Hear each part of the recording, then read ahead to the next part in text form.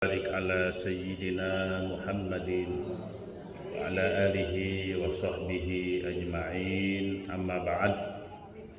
Inni tawakkatu ala Allah rabbi wa rabbikum ma min dabbatin illa huwa akhidhun bi nasiyatiha inna rabbi ala siratin mustaqim.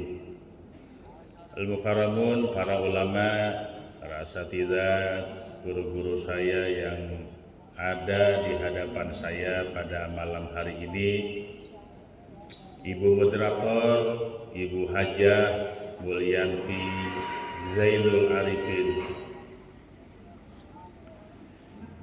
sahabat-sahabat sekalian yang berbahagia. Alhamdulillah, malam hari ini kita berada di tempat yang sangat strategis.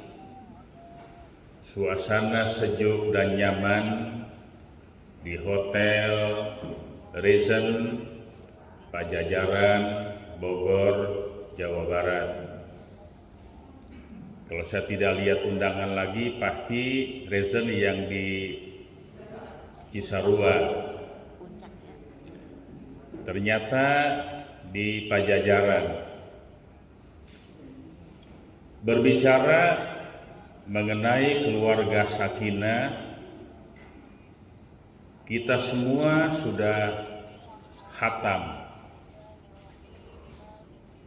Karena memang yang hadir malam hari ini bukan calon pengantin, bukan pranikah, tetapi yang sudah sangat berpengalaman. Mungkin juga pengalaman Bapak Ibu sekalian jauh lebih berpengalaman daripada saya. Istri saya satu, anak saya dua. Mungkin Bapak Ibu putra putrinya lebih dari dua. Atau bapak-bapak mungkin bukan hanya punya istri, tetapi punya istri-istri.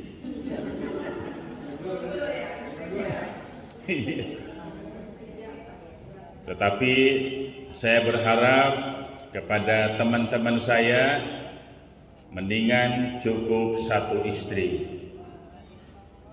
Saya cuma mengutip saja yang pernah disampaikan oleh Kakanwil Kemenak Provinsi DKI Jakarta, Pak Haji Sutami. Istri 4 rasanya satu. Kata yang udah pernah.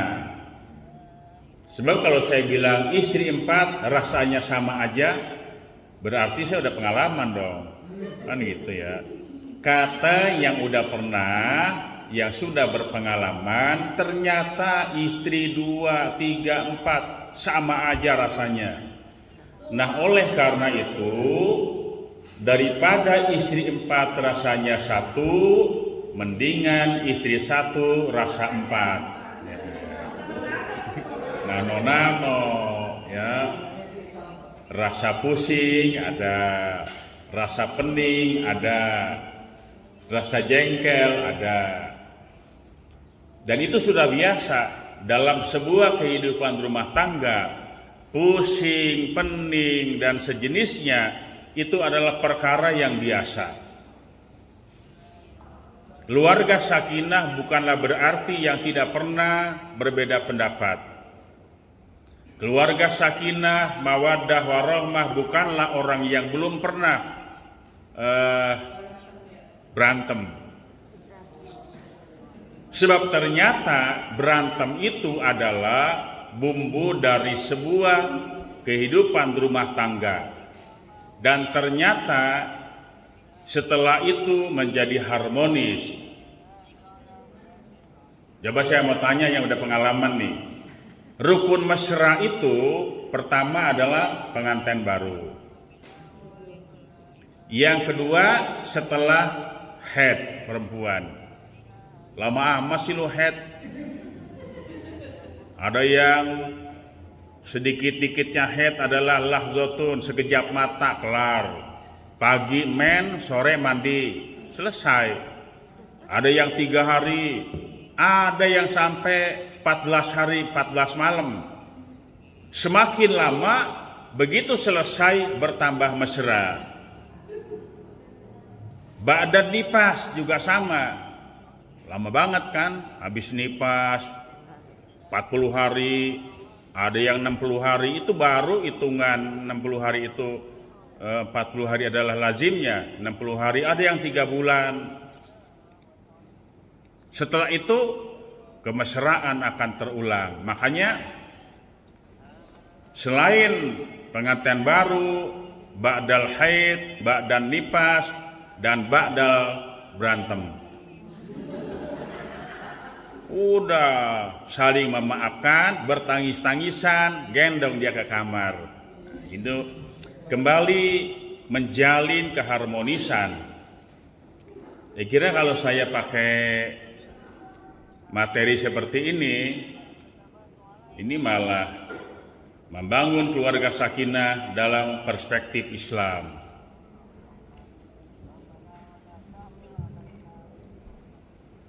Ini udah hafal semua ini ya. Saya mesti ngomong apa? Tapi mari kita berbagi pengalaman. Kita berbagi pengalaman malam hari ini. Mungkin nanti di antara saudara-saudara saya ada yang punya pengalaman lebih, bagi-bagi saya ya. Asal jangan pengalaman berbagi istri, saya nggak mau ya. Sebab saya sudah komitmen cukup satu istri, satu untuk selamanya. Begitu ya. Satu di mana-mana. Satu untuk selamanya. Saya harus memberi contoh terhadap anak saya laki-laki 2. Contoh nih, ya babe kamu. Mau punya 2 istri, 3 istri, saya sanggup. Kenapa tidak melakukan itu? Karena kita kembali berkomitmen dari awal. Begitu. Ibadah yang terlama adalah berumah tangga, maka carilah pasangan yang siap untuk selalu belajar dan berbenah. Biarpun ini disampaikan kepada orang yang sudah berumah tangga, belum terlambat. Ini kan saya sudah mendapat pasangan saya, apa mesti saya ganti? Oh jangan. Berbenah, memperbaiki diri itu ternyata jauh lebih penting.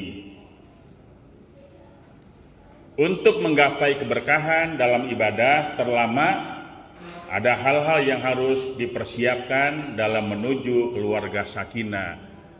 Gak perlu dicatat, mendingan catat nomor saya, nanti saya kirim.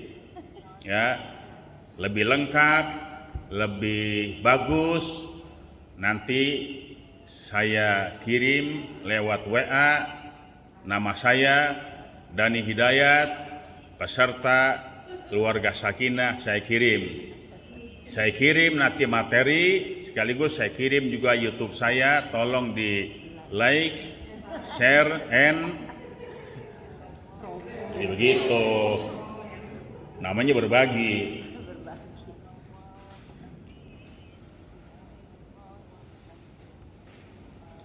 Satu, memilih pasangan dengan kriteria yang tepat. Bagaimana kriteria yang tepat? Menurut kita, kriteria yang tepat itu adalah orang yang sudah menjadi suami atau istri kita. Jangan kemudian nanti lihat ini, wah istri saya kurang atuh nih, kurang tepat. Apa perlu saya ganti? Oh enggak begitu, sudahlah. Yang sudah ada, nikmati apa adanya. Emang modelnya begitu, terimalah dengan segala apa adanya. Yang jenong, terimalah, memang dia jenong.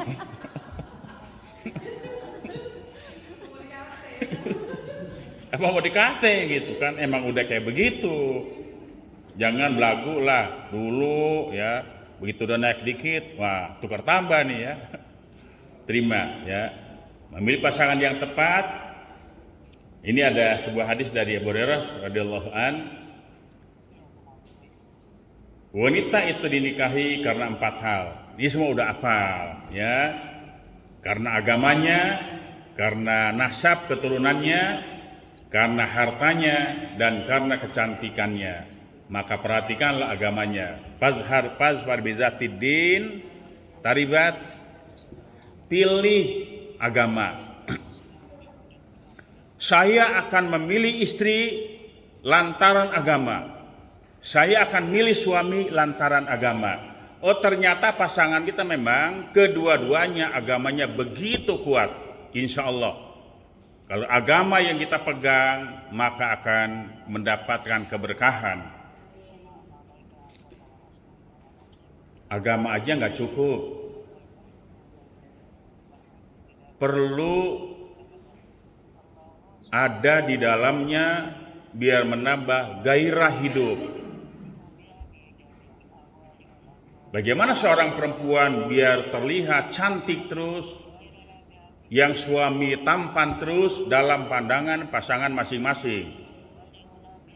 Ustaz Dani Hidayat ketika ditanya, mana Ustaz Dani? Wah, blos dia, lambat kena denda.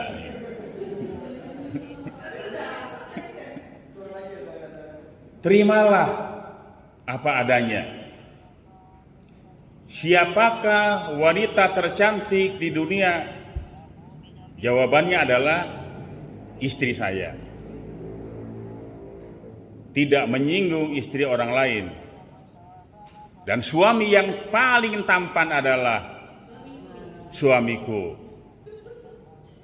Kalau kata Bu Hajah Neti, suamiku tertampan adalah Haji Umar.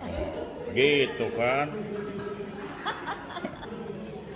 Jangan kira Haji Umar itu adalah pria tertampan dalam pandangan Bu Neti istrinya. Iya.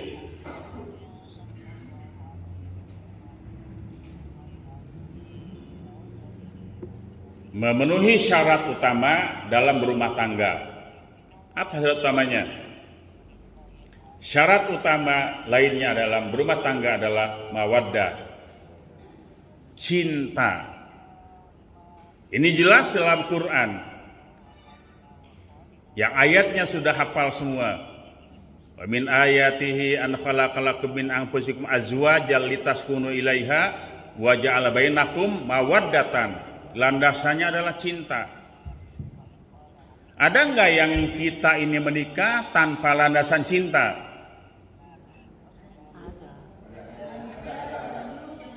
Zaman dulu dijodohin tapi maunya itu juga, itulah yang dikatakan cinta kilat. Jangan pernah bilang tidak ada cinta.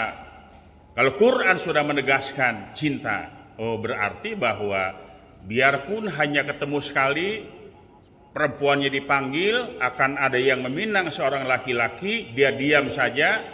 Kalau perempuan itu diam, tandanya mau.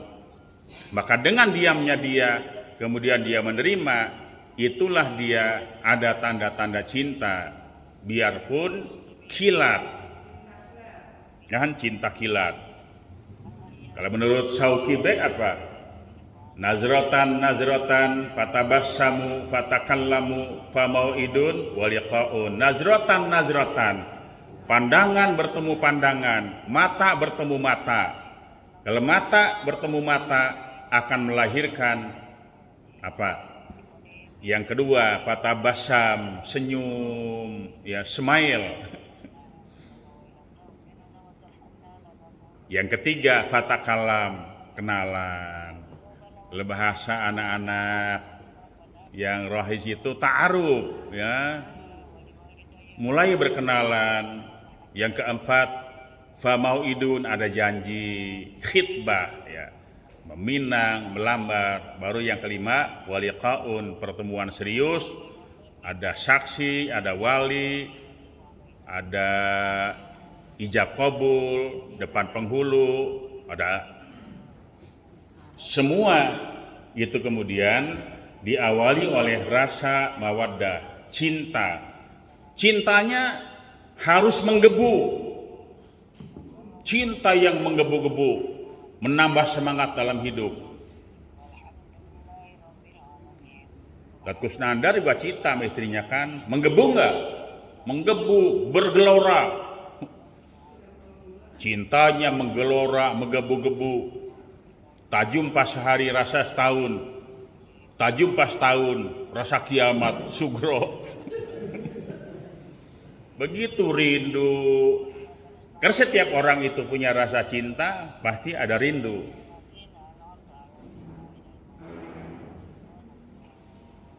Rahmah yang siap berkorban kepada yang dikasihi dan memiliki kasih sayang yang lembut.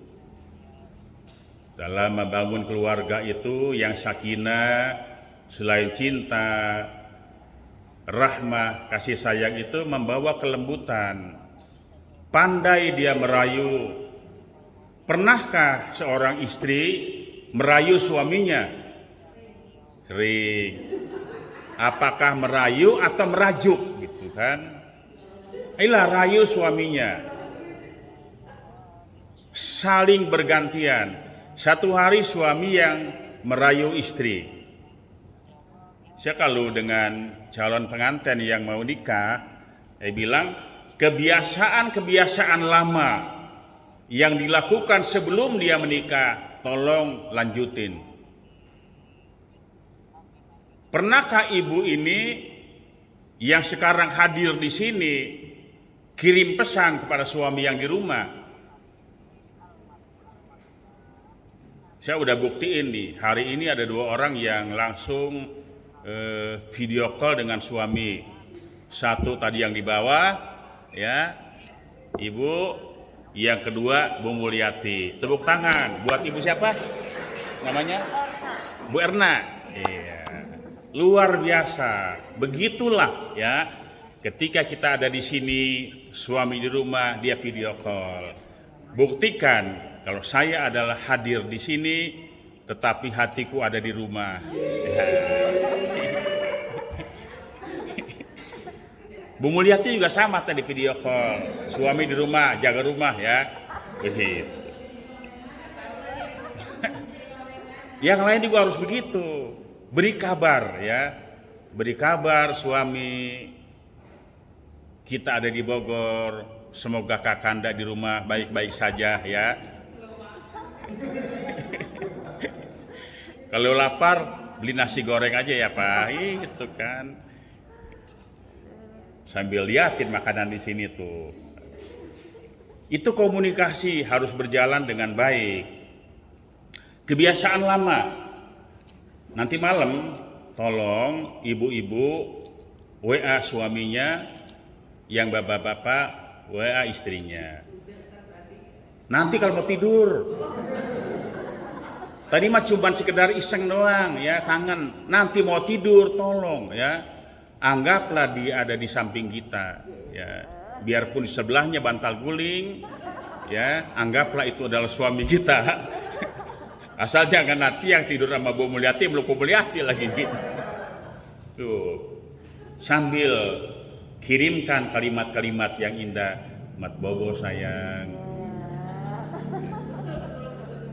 Semoga mimpi indah. Bawalah aku bersama mimpi indahmu. Kan ku bawa pula engkau bersama mimpi indahku. Kleng, kirim. Suami di rumah baca doang kan. Kata suaminya, tumben lo begini. Dibaca doang, kagak dibalas. Nungguin dari sini bininya kan. Apa dibalasnya nih? Kesel akhirnya kan. Kalau kamu tidak mau balas, biarlah Tuhan yang balas. Masih mendingan kagak dibaca atau checklist udah tidur daripada dibaca agak dibalas. Siapapun kesel ya. Saya bilang yang seperti itu bukan hanya milik orang-orang muda, tetapi juga milik orang-orang yang sudah tua. Oh beda. Ternyata makin tua makin pengen dimanja. Cuman bedanya apa? Kalau masih muda, Bang tolong berikan aku kehangatan dengan belayanmu, belai. Kalau udah tua, Bang, berikanlah aku kehangatan dengan buyuson. Ya Allah, kalau masih muda minta kehangatan dengan belayan mesra. Begitu udah tua, Satudin, Bang, angetin dong Bang. Kasih remason tuh. Udah dah. Biasanya bau wangi, Imul. Begitu udah tua, Remason. bau remason.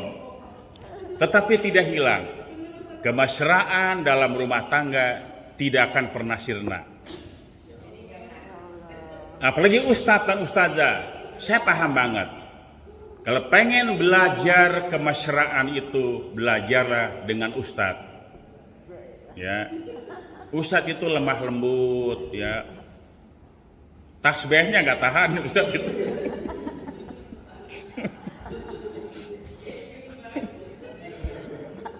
Ustadz Udin ya, ustadz itu kan biasa mereka tasbih begini nih. Kata istrinya, abang ini hebat. Apanya sih? Tasbihnya. Wiridannya begini hebat. Jadi kalau punya suami ustadz itu udah, pokoknya hebat aja udah ya. Kenapa? Wirid. Ada yang kalau malam megang tasbih betulan begini, subhanallah, alhamdulillah. Ada juga yang ustadz tuh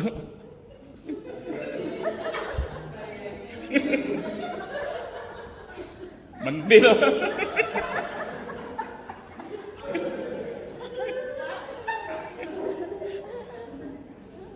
Tapi itulah keindahan dalam sebuah keluarga. Memelihara saling pengertian.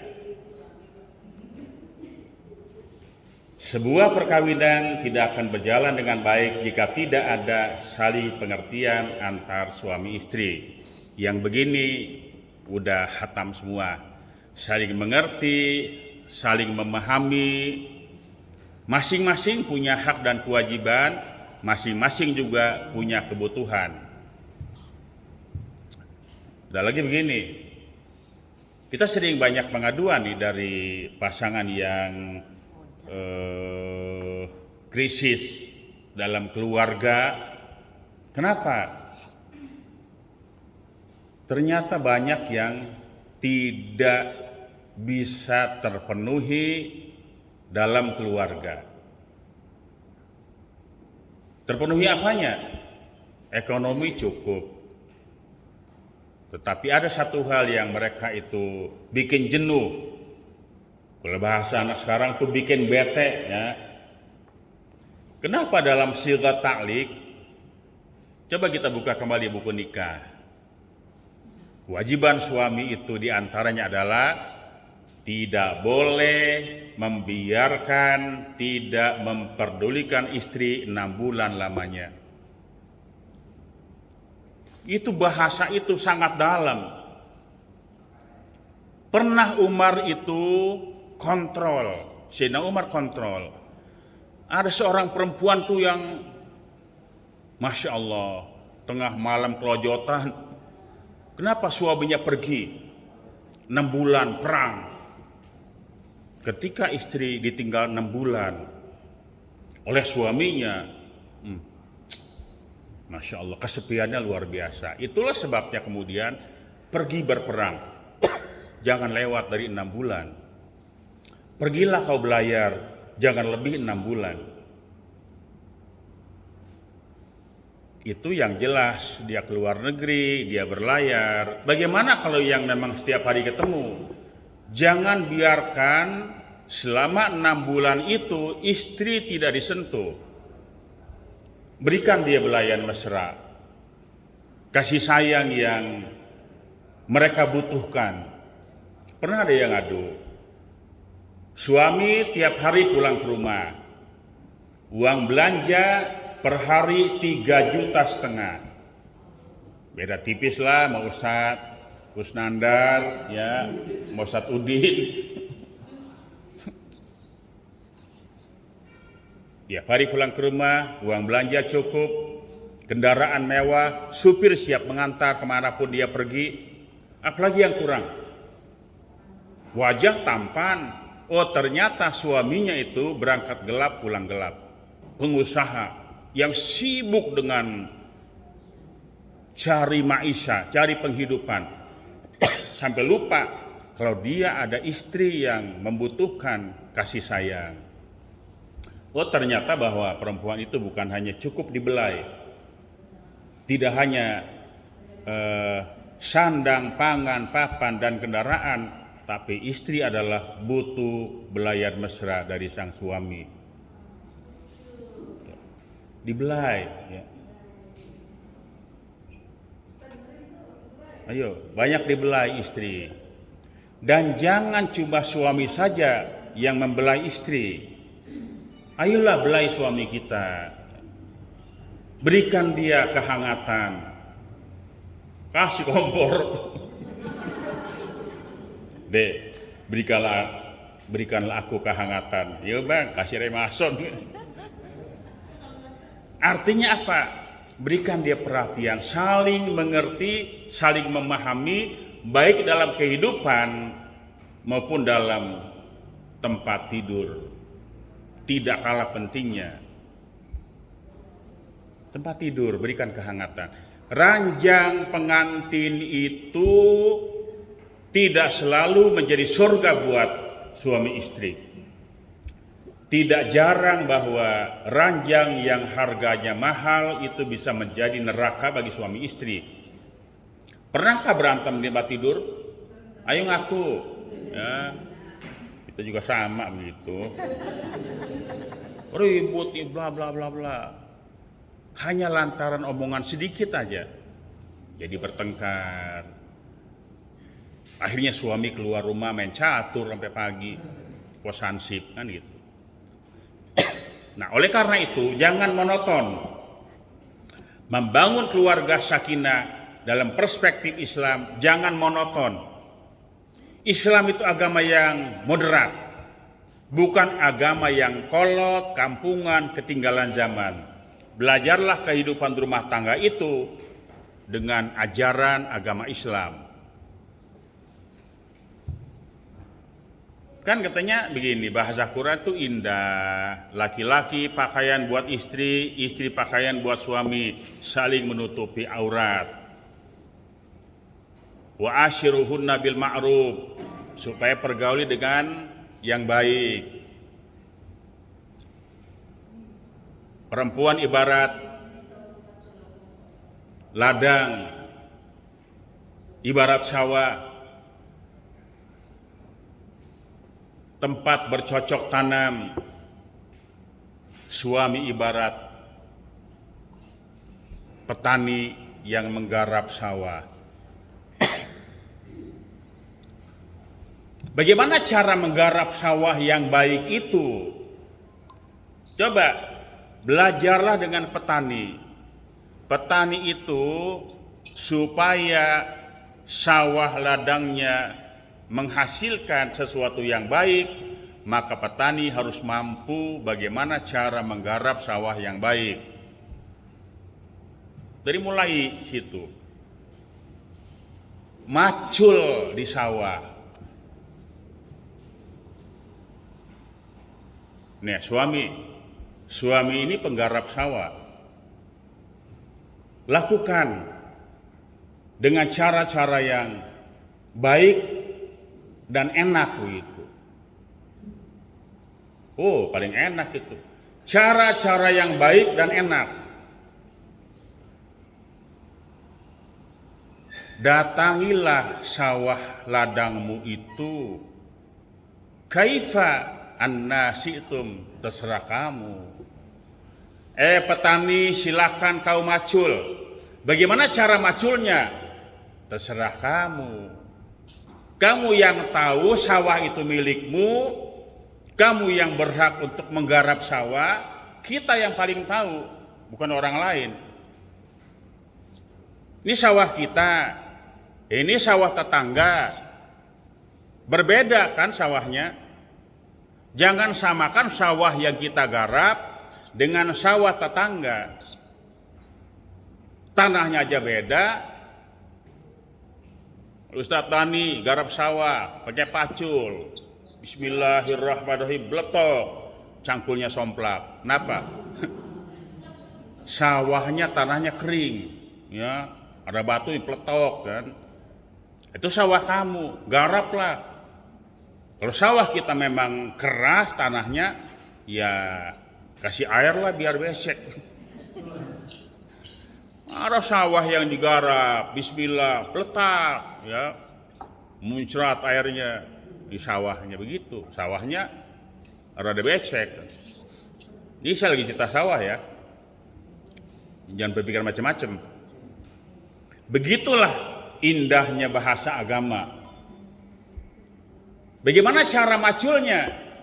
Qaiman, ruka'an, sujadan. Oh hebat luar biasa. Macul sambil diri. Badani, boleh mencangkul sawahmu sambil berdiri. Hebat nggak? Ruka'an sambil ruku. Bagaimana ruku? Sujadan. Yang penting yang digarap adalah sawah milik sendiri. Jangan menggarap sawah tetangga. Biarpun sawah tetangga kelihatannya, rumputnya lebih hijau, rumputnya indah. Rumput di rumah mah udah kering kerontang. Nikmati saja rumput yang kita miliki. Ini paham nggak nih? Kalau nggak paham bangetan nih ya. Hali pura-pura nggak paham ya. Tepat sasaran kita. Nah itulah bangunan dalam sebuah rumah tangga yang baik itu. Kalau kita ingin melaksanakan itu semua dengan syariat agama Islam, itu sangat luar biasa. Tidak ada pertengkaran yang berkepanjangan. Tidak ada kehilangan keharmonisan. Tidak ada rumah tangga udah 30 tahun hilang sudah kehangatan, hilang sudah keharmonisan. Oh, tidak ada yang hilang. Ayo kita rubah dengan cara-cara gaya baru. Islam ini moderat. Udah lagi begini, saya ini sebelum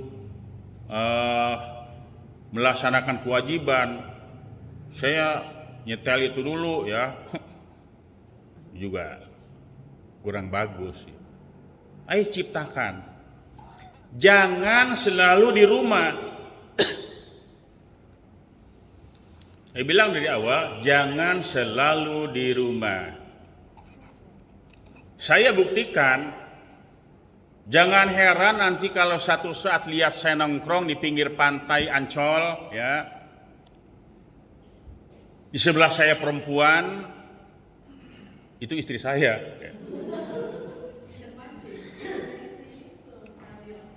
Ustadz, itu siapa? Istri saya. Perasaan bukan. Kan nggak tahu istri saya yang mana. Nggak bawalah ya ke situ. Atau naik motor saja jalan-jalan keliling. Kalau tinggalnya di Koja, depan Islami keliling aja ya. Yang tinggal di Cilincing mainlah ke Budi Dharma. Yang tinggal di Pademangan main di Pantai Ancol. Yang di Penjaringan ada apa itu? Iya itu ya. Ada hutan mangrove juga ada kan? Banyak tempat kita untuk ayo kembali membangun keharmonisan. Bonceng istrinya. Saya lihat Ustadz begini nih. Ustadz ngebonceng istrinya, ya orang naik Grab.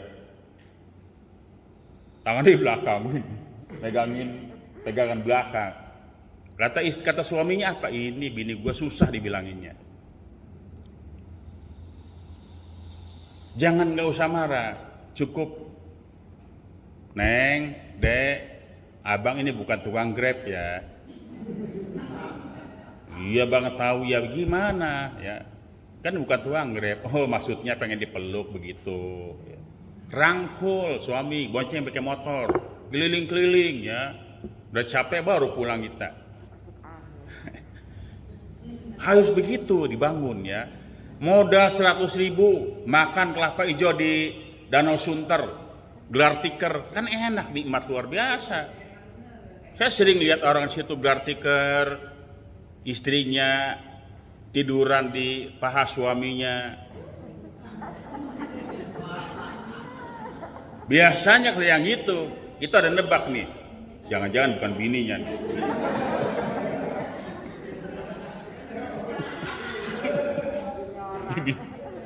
Ayo ya, ajak begitu, selesaikannya di rumah. Itulah membangun keluarga yang sakinah, mawaddah warahmah, tidak kalah kita dengan orang lain.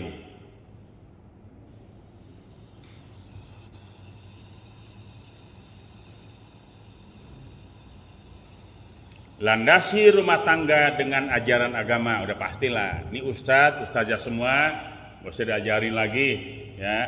Karena agama adalah merupakan landasan yang paling utama dalam membentuk keluarga sakinah, mawaddah, warahmah. 5. Mengisi rumah tangga dengan kasih sayang, kelembutan, kehangatan, kemesraan.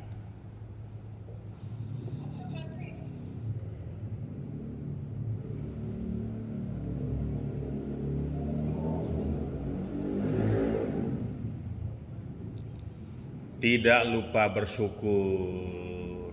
Syukuri apa adanya. Terimalah dengan segala kelebihan dan kekurangannya. Ya Allah, bersyukur saya punya istri yang soleha. Bersyukurlah punya suami yang soleh. Kalau suami bersyukur punya istri yang soleha, la in syakartum la azidannakum, bakal ditambah ya.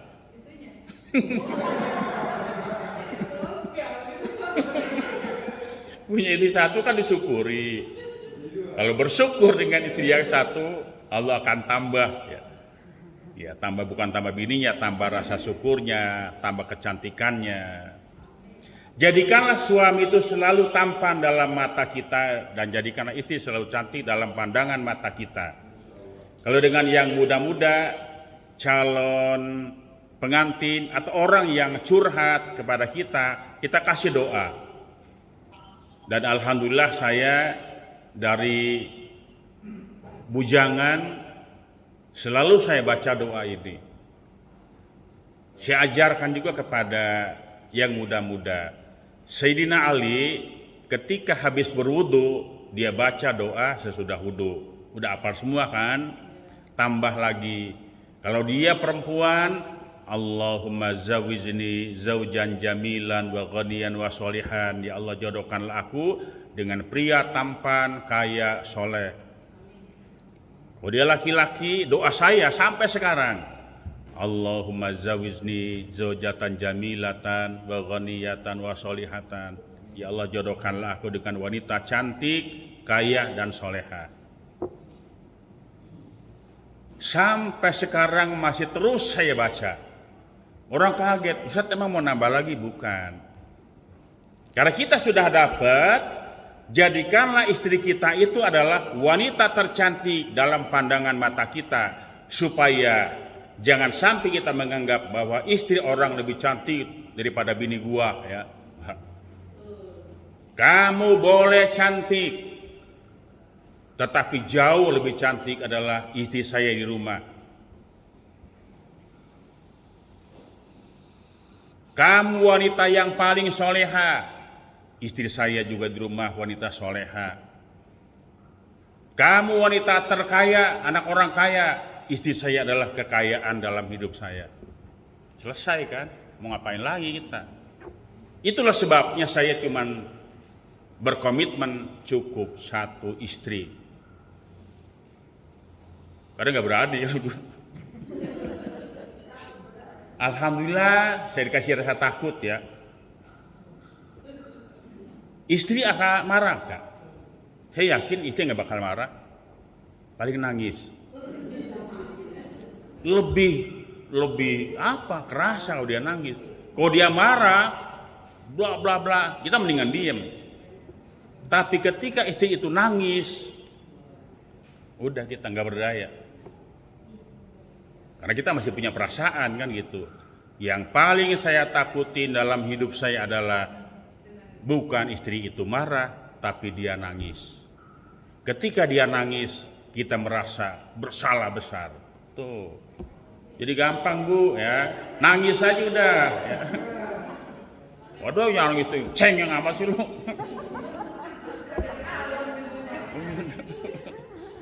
Itu ya.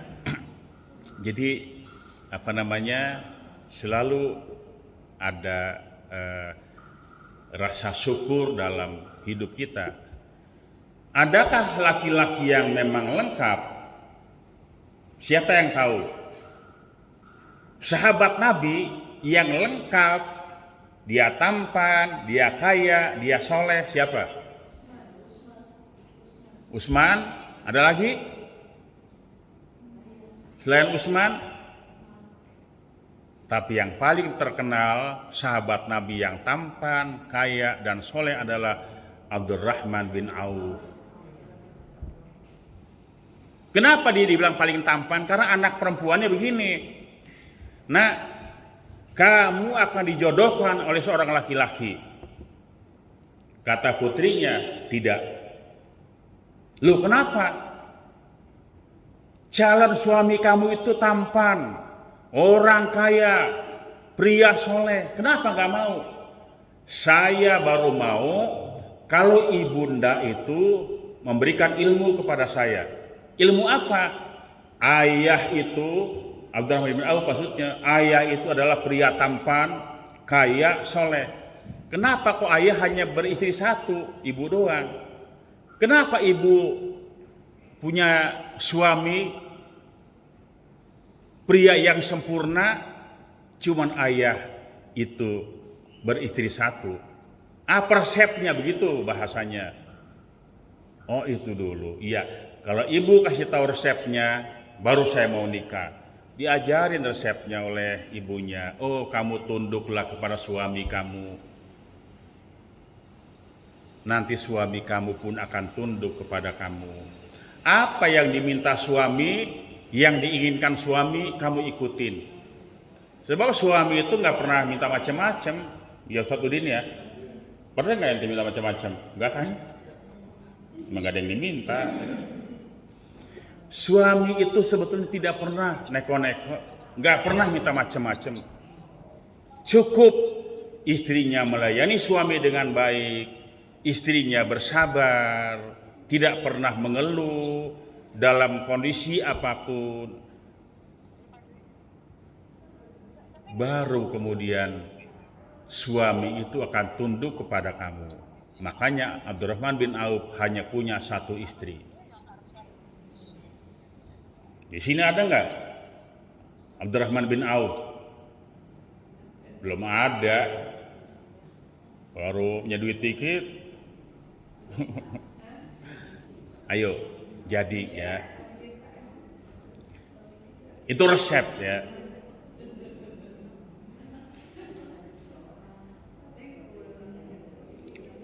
Yang ketujuh, menjalankan kewajiban masing-masing dengan baik. Nah, ada hak dan kewajiban masing-masing ya. Mana haknya, mana kewajiban. Jangan hanya pandai menuntut hak, tetapi tidak pandai melaksanakan kewajiban. Pernahkah istri menolak ajakan suami? Enggak pernah ya. Oh diajak enak kok nolak. Coba kalau sekali dia nolak, apa yang terjadi? La'anat hal malaikatu hatta tusbiha. Malaikat melaknat sampai datang waktu pagi. Waduh, tidur nyenyak, ngorok, tapi malaikat melaknat terus. Kenapa? Gara-gara dia menolak ajakan suami. Gak boleh, biarpun lelah, letih. Nah, disinilah perlunya saling pengertian. Jangan mentang-mentang suami punya hak, lo nolak, malaikat melaknat lo. Menang lagi dia kan. Itu bakal dasar. Ya memang begitu. Kalau menolak, malaikat melaknat sampai pagi. Cuman suami yang bijak itu juga paham, oh istri saya capek dari pagi ngurusin rumah tangga, bla bla bla. Ya tahanlah dulu, nanti habis subuh baru mulai.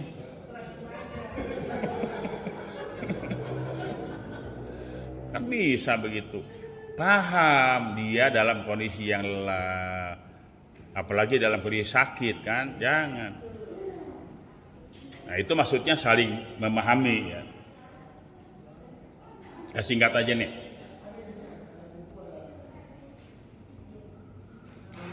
Saling menghargai, sama memahami, saling menghargai. Mau dihargain berapa? Ya hargailah istri kita yang sudah lelah, letih. Kalau kita mau jujur nih, kerjaan istri dengan suami jauh lebih berat kerjaan istri. Suami kerja, istri kerja, sama-sama nyari duit. Tetapi kemudian di rumah, dia lebih capek. Udah capek di kantor, pulang ke rumah, ada lagi kerjaan. Nyuci piring lah, ngasuh anak, segala macem. Kita laki-laki ini berangkat pagi, pulang sore, di kantor nongkrong doang. Ngopi ya, mengobrol, mengudut ya tadi. Itu kan, cuman ngobrol doang. Ya. Ngelonjor, bisa tidur juga di kursi. Tetapi perempuan itu non-stop. Karena itulah perempuan itu surganya lebih gampang. 9, menerima kekurangan dan kelebihan pasangan. Masing-masing pasangan punya kelebihan dan kekurangan. Coba kita telah kembali. Kita suami banyak kelebihan, tetapi juga banyak kekurangan. Perempuan sama seperti itu. Maka perbedaan antara suami dan istri itu sudah sangat jelas. Dari rambut aja udah beda. Kalau laki-laki rambutnya pendek, perempuan rambutnya panjang. Laki-laki rambutnya pendek, pikiran panjang. Perempuan rambutnya panjang, pikirannya pendek, mudah putus asa. Laki-laki akalnya banyak, perempuan akalnya dikit. Makin botak palanya, akalnya makin banyak. Benar ya.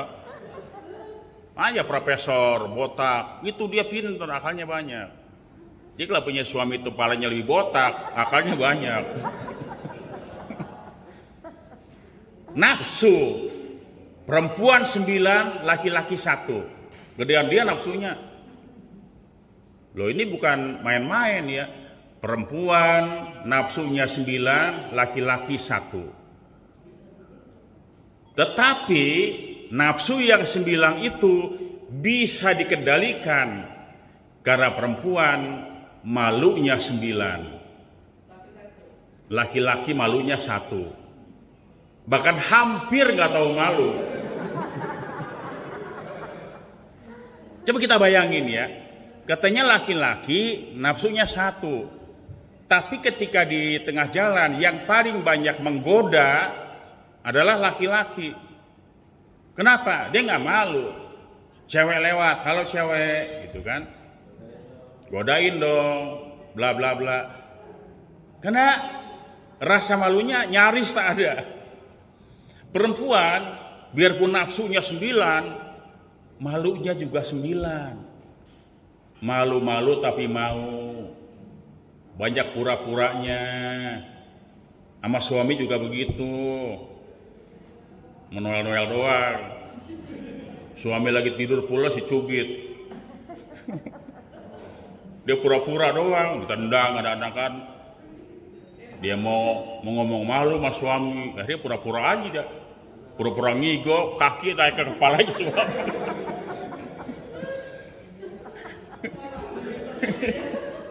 ditendang lagi. Jauh. Besar ini kayaknya. Itu perempuan begitu. Sedangkan laki-laki, bininya lagi pulas, nggak ada urusan, ya. Langsung dijambak rambutnya, langsung digeledah tuh ya, langsung digelucutin tuh. Nah itulah bedanya laki-laki dan perempuan. Banyak, masing-masing pasangan punya kelebihan dan punya kekurangan.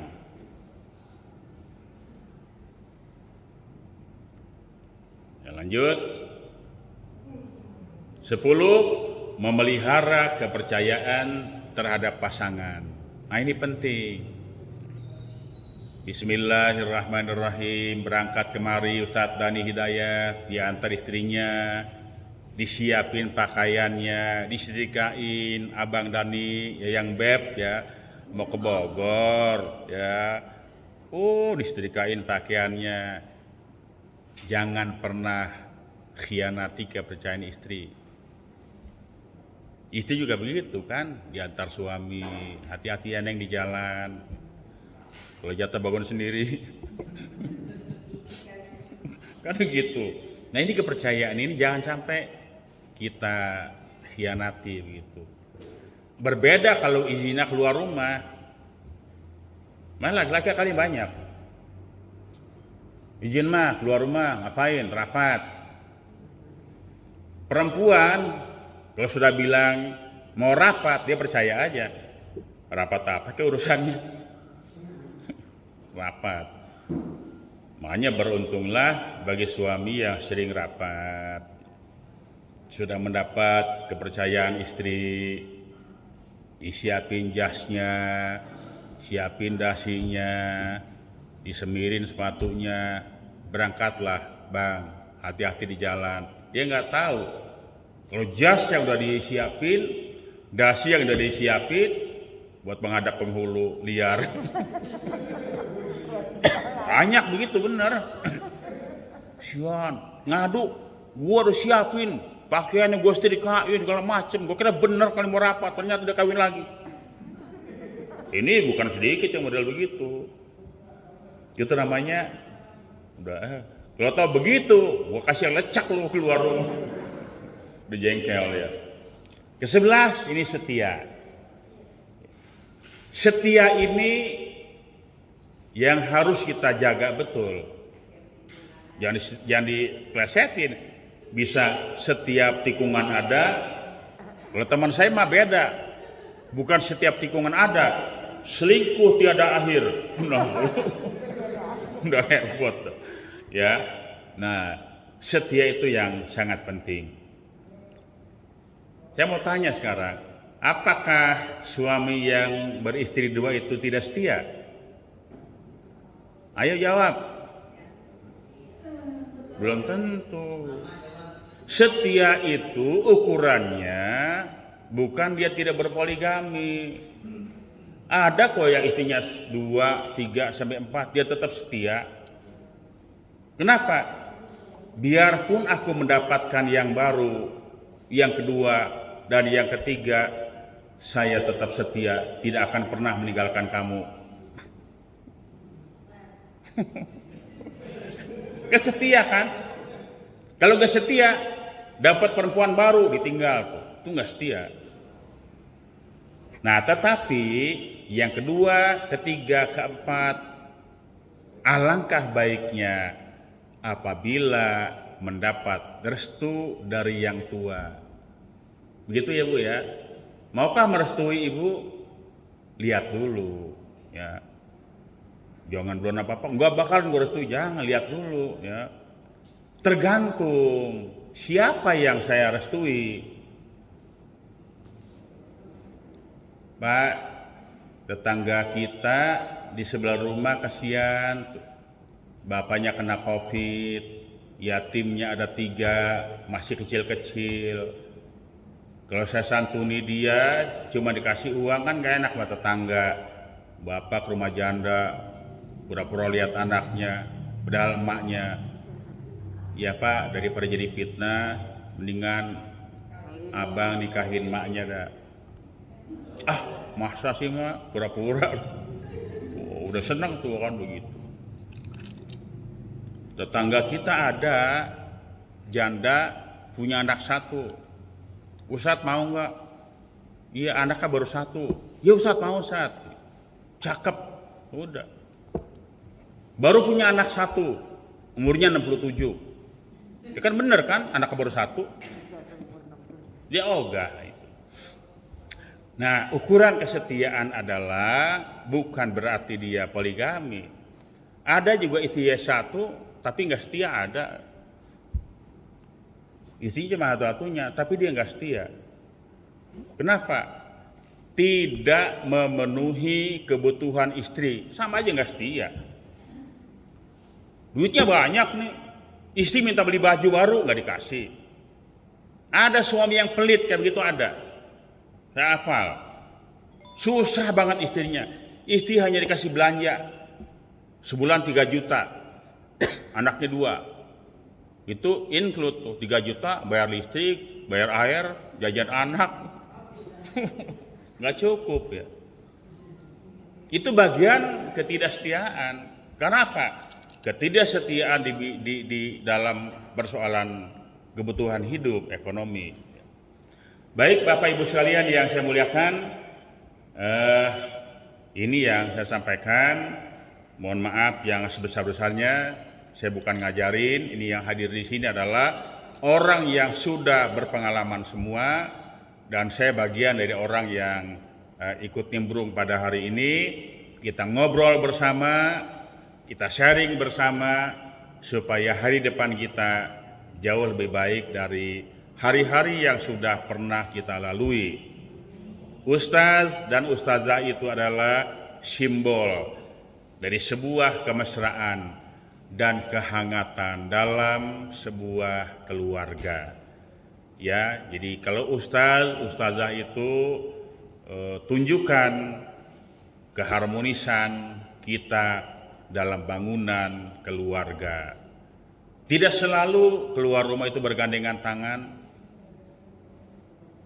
Oh, kelihatannya harmonis, setiap keluar rumah gandengan tangan, kamuflase. Bukan seperti itu juga kali ya. Tetapi ayo kita bertutur kata lemah lembut. Istri itu sukanya dirayu. Ya, Satani dirayulah istri. Gampang dia mah kalau dia dirayu. Sekali jatuh dia kerayuan kita, udah kelepak-kelepak kan gitu. Mohon maaf, nanti kita ngobrol. Wallahu muwaffiq ila aqwamit thoriq. Assalamualaikum warahmatullahi wabarakatuh.